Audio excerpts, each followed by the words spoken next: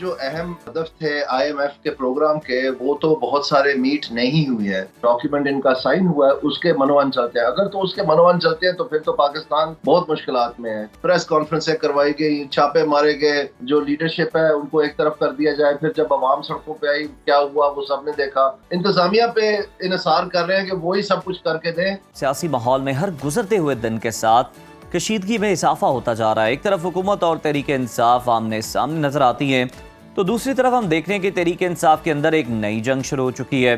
PTI سے نکالے گئے شیر افضل مروت نے پارٹی قیادت کے خلاف خطرے کی گھنٹی بجا دی ہے, سنگین الزامات لگا دیے ہیں اور ہر جگہ وہ یہ سوال اٹھا رہے ہیں جناب کہ مجھے کیوں نکالا. پارلیمانی کمیٹی میں بھی انہوں نے جا کے یہی اپنا سب سے پہلے نعرہ دہرایا جس پر کہہ کے بھی لگے. دوسری طرف ہم دیکھ رہے ہیں کہ فواد چودھری نے پارٹی قیادت پر فنڈز میں خود برد کا بڑا الزام لگایا. سیاسی کمیٹی کو 2% کی, جی ہاں 2% کی کمیٹی قرار دیا فواد چودھری نے اور بانی PTI کی رہائی کے لیے خود سے ریلیز کمیٹی بنانے کا اعلان کر دیا ہے. اور اس کا بیک گراؤنڈ یہ کہ سیاسی کمیٹی کی جانب سے فواد چودھری کا جو طرز عمل ہے اور جس طرح سے انہوں نے شعیب شاہین پر حملہ کیا, انہیں تھپڑ مارا, اس پر سیاسی کمیٹی کی جانب سے فواد چودھری پر تنقید کی گئی. تمام تر مشکلات کے باوجود PTI نے ایک بار پھر سڑکوں پر آنے کا اعلان کر دیا ہے اور عید الفطر کے بعد حکومت کے خلاف ملک گیر تحریک چلانے کا فیصلہ کیا ہے. گرینڈ اپوزیشن الائنس کے لیے کوششیں تیز کر دی گئی ہیں. اسد کیسر اور عمر ایوب کو اپوزیشن جماعتوں سے رابطہ کرنے اور انہیں اعتماد میں لینے کا ٹاسک سونپ دیا گیا ہے. PTI یہ الزام بھی لگا رہی ہے کہ جعلی حکومت نے ملک کی معیشت کو تباہ کر کے رکھ دیا ہے. معاشی ترقی کے دعوے جھوٹ پر مبنی ہیں اور معیشت ہے کہ پہلے سے بھی نیچے چلی گئی ہے. اپنے دور کا بھی حوالہ دیا جا رہا ہے کہ ہمارے دور میں تو جناب بہت بہتر تھی چیزیں, لیکن پچھلے کئی ماہ سے ملک میں معاشی سرگرمیوں میں تیزی دیکھنے میں آ رہی ہے. ترک صدر کے بعد اب ورلڈ بینک کے 9 ایگزیکٹو ڈائریکٹرز کا وفد تقریباً 20 سال کے بعد پاکستان پہنچا ہے اور وزیر اعظم سے ملاقات بھی ہوئی ہے. اس وفد کی اعلامیہ جاری کیا گیا اور بتایا گیا کہ وزیر اعظم نے ورلڈ بینک کے تحت پاکستان میں $40 ارب کی سرمایہ کاری کو خوشائند قرار دیتے ہوئے وفد کا شکریہ ادا کیا ہے. تو ناظرین, اسی تمام صورتحال پہ بات کرنے کے لیے اس وقت ہمارے ساتھ موجود ہیں سینئر سیاستدان چودھری دانیال عزیز صاحب. بہت شکریہ آپ کے وقت کا. دانیال صاحب, وزیر اعظم عوام کو مہنگائی کم ہونے کی خوشخبریاں سنا رہے ہیں اور معاشی استحکام کے دعوے کر رہے ہیں, مگر اپوزیشن کا الزام ہے کہ حکومت نے 1 سال میں معیشت تباہ کر دی ہے. آپ کو کس دعوے پر یقین ہے اور آپ کو کون سا دعویٰ درست لگ رہا ہے, یہ بتائیے. جی, میرے خیال میں جو اہم ہدف تھے IMF کے پروگرام کے وہ تو بہت سارے میٹ نہیں ہوئے ہیں اور حکومت نے اس کی متبادل ایک رام کہانی بنائی رکھی ہے. تو وہ مارچ میں جب IMF کی ٹیم آئے گی تو یہ دیکھنا پڑے گا کہ وہ کیا نرمی کرتے ہیں یا وہ جو ڈاکیومنٹ ان کا سائن ہوا ہے اس کے منوان چلتے ہیں. اگر تو اس کے منوان چلتے ہیں تو پھر تو پاکستان بہت مشکلات میں ہے, کیونکہ اس ڈاکیومنٹ میں یہ لکھا ہے کہ اگر جو ریونیو ڈیفیسٹ ہے یعنی جو پاکستان کا جو ٹیکس کا وصولی ہے, اگر وہ 1% سے ٹارگٹ سے کم ہو تو پھر additional revenue measures kick in کر جائیں گے. وہ 1% چھوڑ کے وہ تو 6% کم ہو گیا, یعنی 400 ارب تک کی جو ہے خسارہ جو ہے سامنے آ رہا ہے. کیونکہ وہ جو سارے دھوم دھام سے نعرے بتائے گئے تھے کہ ہم پاکستان کے ٹیکس نظام کو درست کر دیں گے اور برابری ہوگی سب کی, اور یہ جو سیلری کلاس ہے جس کو ہم نے چمڑی اتار دی ہے یہ اب آئندہ نہیں ہوگا بجٹ میں, اور ہم یہ ایگریکلچر سے, ریل اسٹیٹ سے اور جو تاجر ہیں ان سے برابری کا ٹیکس لیں گے اور یہ نظام جو ہے یہ پاکستان کی معیشت کو تقویت دے گا. لیکن وہ سارا امپلیمنٹ نہیں ہو پایا.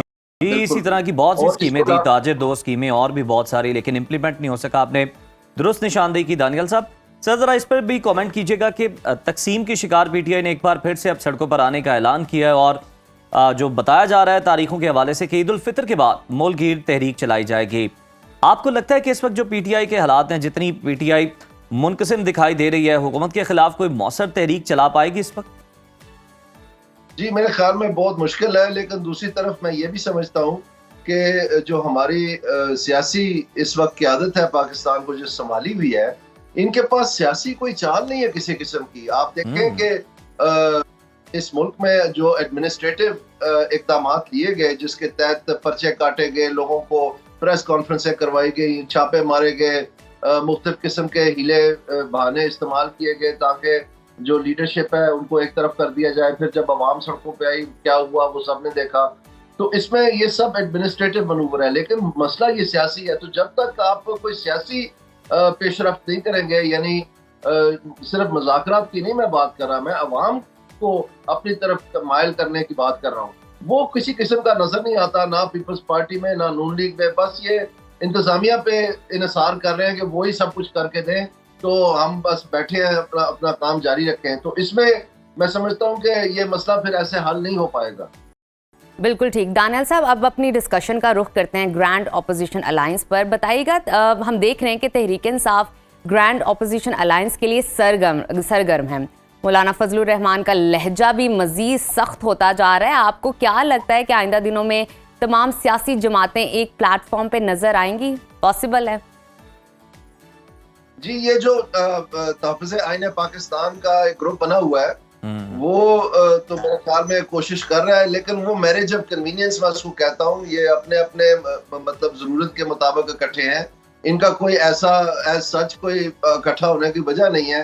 اور وہ پی ٹی آئی نے صاف صاف بتا بھی دیا کہ جب پشاور میں آرمی چیف کے پاس ان کے چیئرمین گئے اور ان کے جو چیف منسٹر ہیں گئے, تو وہاں انہوں نے درخواست جمع کروا دی. تو اس میں ان کا کوئی کسی قسم کا مطلب اس میں ارادہ نہیں ہے کہ یہ در حقیقت اپوزیشن چلائے. یہ تو وہی گھوڑے پہ چڑھ کے آنا چاہتے ہیں جس پہ یہ پہلے آئے تھے, وہ ان کو مل نہیں رہا. اب جو باقی ہے اس میں جتنے بھی بلوچستان سے یا خیبر پختونخوا سے یا ایون سندھ سے یا دوسرے جو ان کے ساتھ ملے ہوئے ہیں, وہ سب وہ جماعتیں ہیں جو خواہش مند تھی کہ پنجاب سے اسٹیبلشمنٹ کے خلاف کوئی اپوزیشن ابھرے تو پھر ہماری جو نا بات آگے بڑھے گی. تو وہ تو اس لیے اکٹھے ہیں. اور پی ٹی آئی کو ضرورت ہے کیونکہ وہ اینٹی اسٹیٹ ڈکلیئر ہو گئی ہے, کیونکہ انہوں نے فوج پہ حملہ کر دیا. تو ان کو ضرورت ہے کہ ہمارے وہاں پہ بھی 2-4 جماعتیں ہوں تاکہ ہم لگے نہ کہ ہم اکیلے ہیں اور ہم اینٹی اسٹیٹ ہیں. بالکل اس طرح سے یہ بات ہے. اس میں اپنے اپنے مفادات جو ہے نا وہ بھی وابستہ ہیں. دانیال صاحب, سر یہ بھی بتائیے گا کہ جی پلیز آپ کمپلیٹ کیجیے گا. اس میں کوئی وزن نظر نہیں آتا مجھے ایز سچ, یہ بس میرے جب کنوینئنس ہے. بالکل ٹھیک ہے. اچھا دانیال صاحب, پی ٹی آئی اب یہ بھی الزام لگا رہی ہے کہ جناب بانی پی ٹی آئی اور بشرا بی بی تک ہمیں رسائی نہیں دی جا رہی, یہ سلسلہ روک دیا گیا ہے. سر یہاں پر سوال ایک یہ پیدا ہوتا ہے کہ جب بھی کوئی سیاستدان جیل میں جاتا ہے اسے وہاں پہ جناب پروٹوکول چاہیے ہوتا ہے.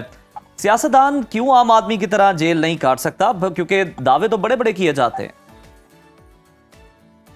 جی بالکل, میں سمجھتا ہوں کہ اگر آپ ماضی میں دیکھیں تو اس سے بہت چھوٹی چھوٹی باتوں پہ, جیسے مخدوم جوید ہاشمی صاحب تھے, انہوں نے 5 سال کاٹے. جیسے کہ توہین عدالت میں گیلانی صاحب نے 5 سال کاٹے, اور پھر نہیلی بھی انہوں نے برداشت کی 5 سال کی.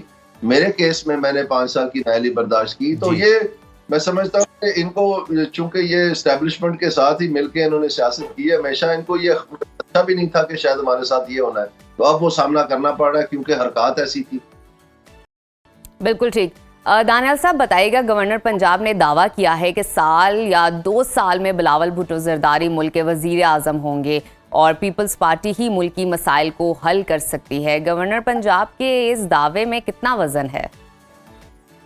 جی میرا تو خیال ہے کہ نہ صرف بلاول صاحب کو, بلکہ یہ جو انہوں نے عمران خان صاحب جو ہیں, ان کے بھی جو بھی ان کے پاس جو جوہر ہے یا پاکستان کے لیے فارمولا ہے, ہمارے پاس 5 سال کا وقت ہے. اس میں 1 سال گزر گیا, 2 سال ان کو بھی دیں تاکہ پاکستانیوں کو پتہ چل جائے کہ یہ بالکل کھوکھلے ہیں. آپ مجھے بتائیں پیپلز پارٹی کے پاس کیا اقدامات ہیں, کیا ٹھوس اقدامات ہیں کہ یہ جو اس وقت ہمارے سامنے مسائل ہیں پاکستان کے بجلی کے, یہ جو ہمارا سارا نظام ٹیکسیشن کا, جو ہمارا سارا نظام جوڈیشری کا, جو ہمارا سارا نظام پولیس کا, اس کے پاس ان کے پاس کیا ترجیحات ہیں, یا فور دیٹ میٹر پی ٹی آئی کے پاس کیا ترجیحات ہیں. ریاست مدینہ کہنا تو ٹھیک ہے, لیکن یہ کھوکھلے مارے ہیں. آپ مجھے بتائیں ریاست مدینہ میں جب بجلی کے بل سارے خطے سے مہنگے ہو گئے تو وہاں کیا ہوا تھا, ذرا بتا دیں کیا اقدامات کرتے ہیں. کیا جب لاکھوں کیس جو ہیں عدالتوں میں پینڈنگ پڑے تھے یا ایک بیک لاگ پڑا تھا, تو اس وقت ریاست مدینہ نے کیا کیا تھا جو انہوں نے یہاں. دانیال صاحب, پیپلز پارٹی تو یہ کہتی ہے کہ جناب آپ ہماری سندھ کی, کراچی کی ترقی دیکھیں, ہم کیا اقدامات کر رہے ہیں جناب بلاول بھٹو زرداری صاحب, اور ہم ویسے بھی آزادی اظہار رائے کے بہت بڑے حامی ہیں, جمہوریت کے ہم علم بردار ہیں. اس طرح کے دعوے کرتے ہیں کہ جناب یہ ہے ہمارے پاس دکھانے کے لیے. وہ ساری بات ٹھیک ہے جی, یہ بتا دیں ایف پی آر کا کیا کرنا ہے انہوں نے. یہ بتا دیں IMF پروگرام کا کیا کرنا ہے انہوں نے, یہ بتا دیں کہ انہوں نے بجلی کے مسئلے میں کیا کرنا ہے, یہ بتا دیں گیس کے مسئلے میں کیا کرنا ہے. پرائیویٹائزیشن, یہ خود کہتے ہیں کہ پرائیویٹائزیشن ہم نے نہیں کرنی, ہم نے پبلک پرائیویٹ پارٹنرشپ کرنی ہے. پبلک پرائیویٹ پارٹنرشپ میں پرائیویٹائزیشن میں کوئی سامنے نہیں آ رہا انویسٹ کرنے کے لیے. پبلک پرائیویٹ پارٹنرشپ میں کہاں آنا ہے انویسٹ کرنے؟ حکومت کے ساتھ تو کوئی اپنا مستقبل طے نہیں کرنا چاہتا, کیونکہ حکومت جو ہے وہ ثابت کیا ہے کہ انہوں نے بار بار ہماری انتظامیہ جو ہے وہ ذیل و خوار کر دیتی ہے انویسٹر کو, اسی لیے تو SIFC بنانی پڑی. تو کہنے کا مقصد یہ ہے کہ ان کے پاس اس کی ریڑیاں مکمل طور پہ خالی ہیں. ایک آدھا کوئی بیوروکریٹ یہ ڈھونڈ لیں گے, پرانی رپورٹیں جھاڑ جھوڑ کے سامنے پیش کر دیں گے, بس اتنا ہی ہے. یہی حال PTI کا ہے. بالکل ٹھیک ہے, یعنی ملتا جلتا ہی حال ہے ان کا. بہت شکریہ دانیال عزیز صاحب, آپ ہمارے ساتھ موجود تھے, اپنا